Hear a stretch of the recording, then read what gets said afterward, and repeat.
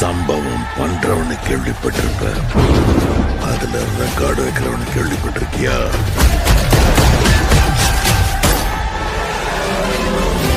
அதான் தளபதி. தொட்டுறாத, ஸ்லைஸ் போட்டுவாப்ல. அத்தனை பேரை போட்டு அடிச்சியே, நீ சூப்பர் மேனா? நான் சாதா மேன் தான் பேபி. ஆனா செய்யற சம்பவம் எல்லாம் சூப்பரா இருக்கும்னு சொல்லுவாங்க. பொண்ணுங்களுக்கு பயம் இருக்க கூடாது சார்.